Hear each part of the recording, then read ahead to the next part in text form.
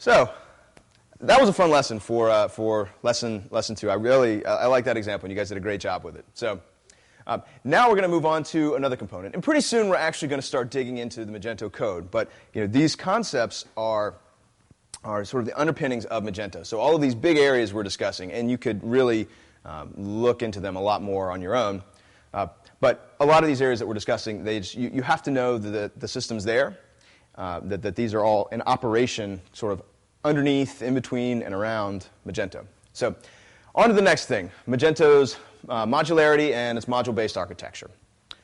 So yeah, we'll be looking at the different modules in Magento, just sort of a brief overview, and as well as really just the module structure, because it's very important to Magento, and I'm sure you've seen it in other systems as well. So, like this slide here, we have, if you don't know, this is a car when you put all of this stuff together. And this is not unlike what we have with Magento. So you've got maybe 13,000 files, 13,000, 14,000, depends.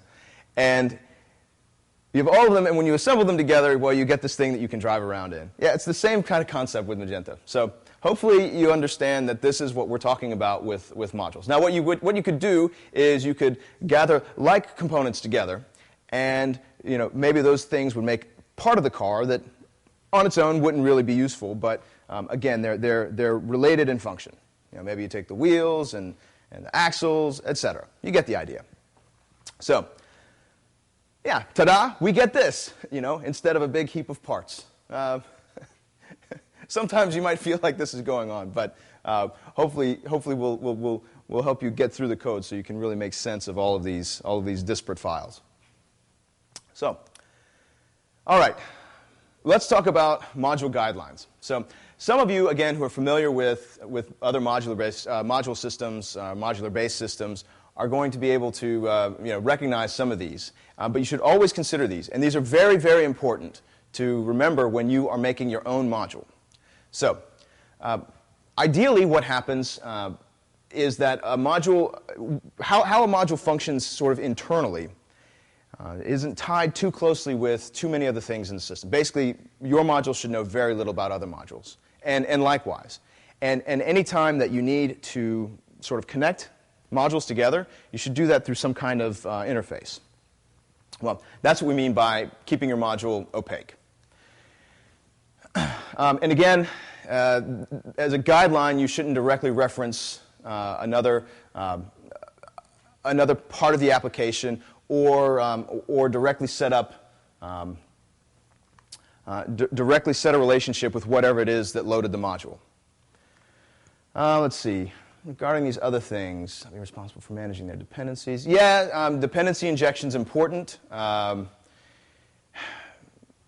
Magento, you can do this only very lightly. I mean, in some ways, you do have to set up certain relationships, and we'll look at that, and we'll look at the when to do that and what the things you should be aware of are when you're doing that. So, and I guess this last one is a big one. Modules should support being added and removed from the system in a pluggable fashion. This to quite a degree exists in Magento. There are a couple pitfalls. We'll be looking at an example of this actually when we get into attributes and database. And but in general, you should be able to activate, deactivate, and just entirely remove a module with very minimal effect on the system. So, now that we've set the guidelines, let's talk about how Magento doesn't always follow these guidelines. So, Mage core. So, in your file system, you have app code core, and then the Mage namespace, and then the core module. So you have a couple of core folders, basically, in a file path. So that's what I'm talking about when I'm talking about Mage core. App code core, Mage core. Magento, in order to run, depends on Mage core. That is basically the entire application. And most of the other parts and pieces in the system will extend from here or from the variant library. So obviously, if you were to deactivate the Magento core, well, I don't know that you could, but if you were to remove the Magento core, you would not have a functioning system. So that's one of the issues. I couldn't ever see a reason why you would want to deactivate the Mage core. So But just be aware that that's the main part of the system. The other thing is module initialization. So basically, just remember that your modules, their declaration files are always evaluated. So you can deactivate your module, and you can deactivate most of its configuration using your declaration file. And don't worry, we'll be looking at this, I believe, in the next lesson. But you have to be aware that if you had 10,000 modules in your system, the declaration file for each of those would end up being parsed. So yeah, and the other part of this is that, well, no matter what is going on in the execution scope, say you're just in the customer section and the only real thing that you care about at the moment is the customer object. Well, all of the other modules, their configurations that are, at least all the other modules that are active, their configuration has been evaluated, so the functionality is waiting there, and there's overhead there. This is basically saying that that overhead isn't context dependent. You're basically stuck with the whole of the system in every request scope. So again, as light as you can keep your install, there's no need to have extraneous modules in there. Another thing, code intersection, and this is basically when two pieces of code do the same thing, and you could also say it's also, and that would be in different modules. But you could also say that it's when two modules know about each other. I think both of those apply here. Two different meanings, but both of them apply. So then you have the admin HTML module. And this is one of the most unfortunate things in the code base of Magento.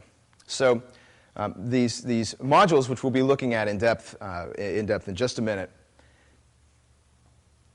Well, the nice thing is you've seen in the code how you've seen how they have the namespace, for example, Mage, and then under the Mage folder you have catalog, customer, sales, etc. Well, those are all the modules. There's also an admin HTML module, but unfortunately all it does is aggregate all of the other modules inside of itself.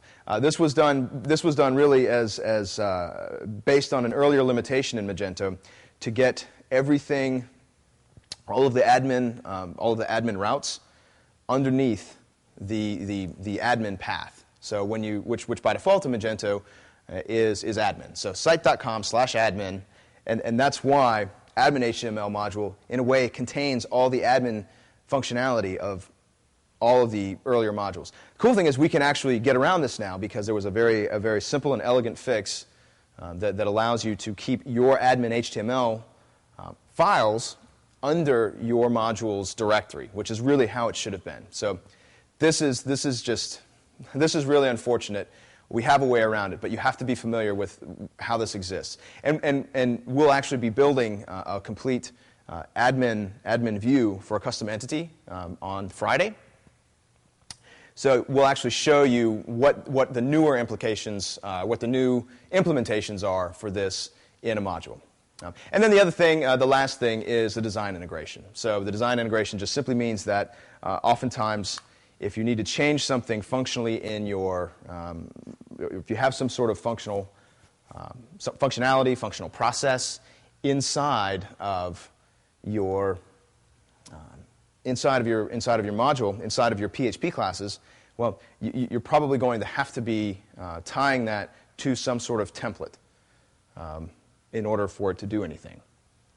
So I think this one's a little obvious, but it's another thing to consider. So it's not just enough to change your to change your functionality in your PHP class. You may need to actually structurally change something in a template itself. All right. So any questions? Okay, good. So Zen framework. This slide serves a couple of purposes. One is to tell you that Magento uses the Zen framework. The other is to tell you that Magento is not a Zen framework application. Well, it's not a Zen framework MVC application. Magento has its own MVC implementation. It's full stack. But a lot of the components from the Zen framework are used. Another thing to always remember, though, is that a given release of Magento is going to be tied to a given release of Zen framework because it comes with the code base. So you always have to consider the functionality. Say you're familiar with Zen framework and you know you need something from 1.12. You can override Zen framework classes, but you have to do so carefully and just test it out. But just be aware that underneath Magento, the Magento application, you'll have, let's see, the Variant library and Zen framework are the two big libraries that sit underneath that. So these are, for 110, Enterprise 110, these are all the classes from Zen that are being used. And these are the big ones up here. And so you can be aware that these are always there for you to use, as well as the rest of the framework itself. If you need anything from Zen framework, all you need to do is just try and instantiate the class. The autoloader will be able to find it, much like you'd be used to with your own Zen framework application. All right, any questions? Okay, so so hopefully you've come out of this lesson with an awareness of how your modules should be structured, and your basic principles for module development, and certainly the module limitations we're going to see. We're certainly going to see as we go through this, and then be aware, of course, Zen framework is there for you.